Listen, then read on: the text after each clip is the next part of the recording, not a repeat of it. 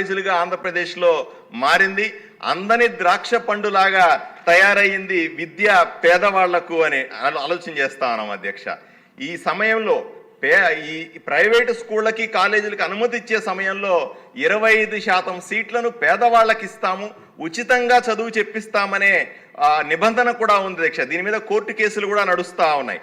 ఇటువంటి చట్టాలను కఠినతరం చేసి ప్రజలను లూటీ చేస్తున్నటువంటి ప్రైవేటు విద్యా సంస్థల మీద పర్యవేక్షణ పెంచి కఠినంగా శిక్షించాల్సిందిగా నేను కోరుతా ఉన్నాను. ఏ విధంగా అయితే మనము ప్రభుత్వ స్కూళ్ళు కాలేజీలని సంస్కరించాలని అనుకుంటున్నామో అదే సందర్భంలో విచ్చలవిడిగా తయారైనటువంటి ఈ ప్రైవేటు స్కూళ్ళ విషయంలో కూడా మనము తప్పనిసరిగా పట్టించుకోవాల్సిన అవసరం ఉంది అధ్యక్ష. ఇక్కడ ఒక్క విషయాన్ని నేను చాలా స్పష్టంగా మీకు చెప్పాల్సింది అధ్యక్ష.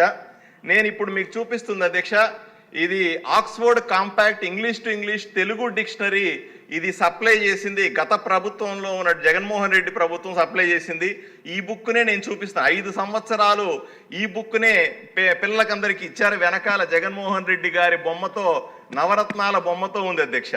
దీంట్లో నేను చూస్తూ ఉన్నాను అధ్యక్ష, ఇది 309 పేజ్. ఈ 309 పేజీలో అధ్యక్ష గాడ్ అంటే ఏమిటి, అర్థం ఏమిటి అని దీంట్లో రాయాల్సింది. Dictionary English to Telugu. God అంటే the one spirit that Christians, Jews and Muslims believe made in the world. ఈ విశ్వాసాన్ని సృష్టించాడని ఇస్లాము, క్రైస్తవులు మరియు యూదు మతస్థులు నమ్మే దైవము అని రాసి ఉంది అధ్యక్ష. ఎంత దారుణమో చూడండి అధ్యక్ష. దేవుడు అంటే కేవలం ఇస్లాములు, క్రైస్తవులు, యూదు మతస్థులు నమ్మే ప్రార్థన గాడ్ని గాడ్ అంటారట.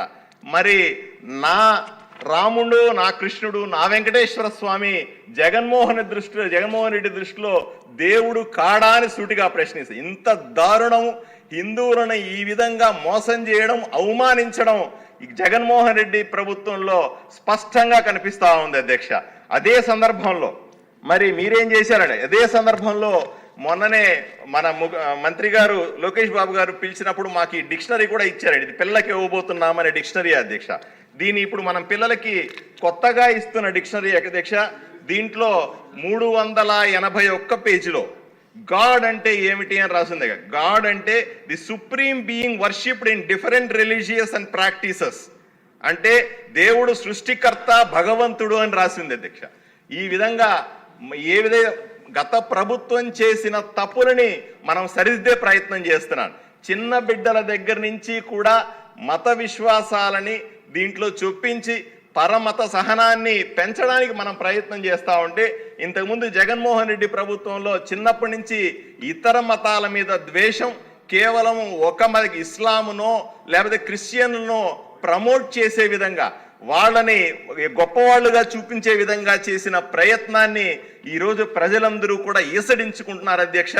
ఈ దుర్మార్గపు ప్రభుత్వం, వైఎస్ఆర్సీపీ ప్రభుత్వం పోయినందుకు, ఈ కూటమి ప్రభుత్వం వచ్చినందుకు ప్రజలు ఎంతో సంతోషపడతా ఉన్నారు. ఈ విషయాన్ని ప్రజలకు మీ ద్వారా చూపించే అవకాశం కల్పించినందుకు ధన్యవాదాలు తెలుపుకుంటున్నాను అధ్యక్ష. చాలా పిక్టోరియల్గా అద్భుతంగా చూపెట్టారు. ఎవరు కావాలంటే వాళ్ళు లేచి మాట్లాడేస్తానంటే కుదరదండి. దయచేసి ఒక్క నిమిషం సమయం ఇవ్వండి. కరెక్ట్గా 4:44 అయింది. 4:45 క్లోజ్ చేస్తాను. సరే. ఆక్స్ఫోర్డ్ డిక్షనరీ ప్రపంచ పేరు ప్రఖ్యాత ఉన్న డిక్షనరీ అధ్యక్ష. దానిపైన జగన్మోహన్ రెడ్డి బొమ్మ గుద్దీసి ఈ నవరత్నాలు పెట్టేసి ప్రజలందరికీ, పిల్లలందరికీ ఇచ్చి వాళ్ళ మైండ్స్ని కూడా స్పాయిల్ చేసిన దుర్మార్గుడు జగన్మోహన్ రెడ్డి అధ్యక్ష. గాడ్ అంటే కేవలము ఓన్లీ క్రిస్టియన్స్, ముస్లిమ్స్ వాళ్ళే తప్ప, అంటే హిందూ గాడ్స్ ఎవరో లేరు అధ్యక్ష. దుర్మార్గుడు జగన్మోహన్ రెడ్డి. జగన్మోహన్ రెడ్డి నీకు మళ్ళీ చెప్తున్నాను జగన్మోహన్ రెడ్డి, నెక్స్ట్ టైం నీకు 11 సీట్లు కాదు, 1 సీటుకే పరిమితం అవుతావు. అది కూడా వస్తుందో రాదో తెలియదు. ఇంత కించపరిచయం ఏంటి అధ్యక్ష? అంటే హిందువులంటే ఇంత చులకన భావన, పిల్లలకి ఏం నేర్పుతా అనుకుంటున్నాడు ఈ జగన్మోహన్ రెడ్డి అధ్యక్ష. ఈ జగన్మోహన్ రెడ్డికి మీ ద్వారా సమాధానం పంపిస్తున్నాం. ఇటువంటి పిచ్చి పనులు చేస్తే నెక్స్ట్ టైం బట్టలు కూడా ఓడిస్తామని చెప్పి తెలియజేసుకున్నాం అధ్యక్ష. మూడేళ్ళు దిస్ ఇస్ నాట్ కరెక్ట్. ఆ బుక్ కేసు 3 ఏళ్ళు అయింది. నేను చాలాసార్లు మాట్లాడా దాని గురించి.